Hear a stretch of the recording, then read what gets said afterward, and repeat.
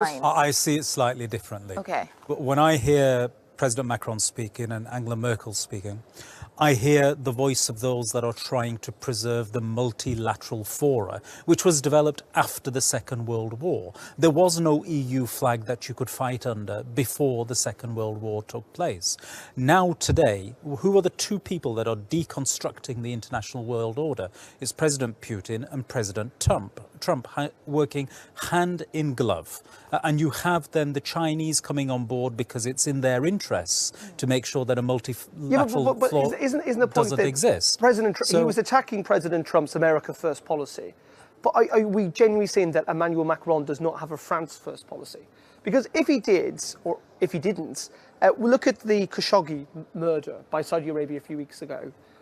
Where was France when they've been asked by Germany to stop selling arms to Saudi Arabia? He was operating a France-first policy. But what you do not is Emmanuel have, Macron a little bit hypocritical? What you do not have is a French president that is dismantling the international world order. For instance, a matter of weeks from now, unless the Americans remove the blocks they have placed at the WTO, the arbitration system at the WTO is going to freeze. Okay, that is a fundamental dismantling of the international trading regime that we have in place. France is not doing that. Who is doing that? It's the Americans, backed up by the Russians. I mean, but he's also talking about a European army because he can't rely on America anymore. I'm just saying, like, you know, nationalism can show itself in lots and lots of different ways, and Emmanuel Macron is putting Europe first. But I do want to raise another.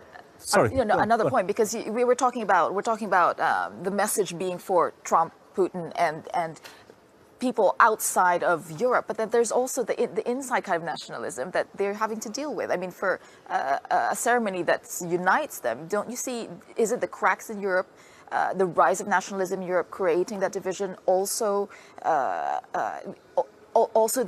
target of this message?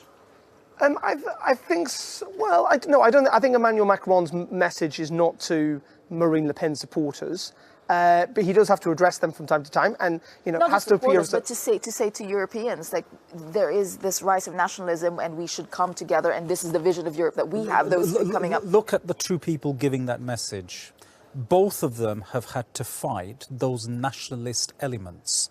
Macron had to fight Le Pen in order to win the presidency. In Poland too, he made that speech. Well, yeah, absolutely. And Angela Merkel has recently fought an election where the AfD did tremendously well.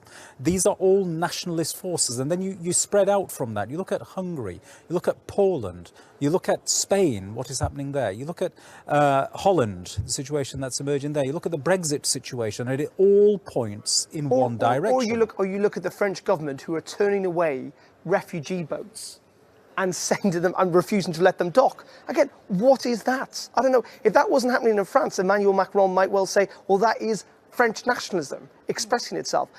I'm just slightly critical of this sense that, yes, is he very pro-European? Yes, he is, almost to the point where he is, would be described as a nationalist if there was such a thing as a European country. But second of all, is he not being a little bit hypocritical here? That he keeps talking about being multilateral, including other people. But you find him going his own way on some issues. Yeah, apart from when actually he needs to protect his own political interests, and he's very willing to put his nation state. Quick last word from you, Sajjad. Is that not what European leaders have done ever since the European Union existed? I agree. The EU has been a punch bag for them. Anything good that it delivers, they claim for themselves. Any negatives that ever come out of policy making, immediately are put at the doorstep of, this is a la carte Europe. It can't carry on like this.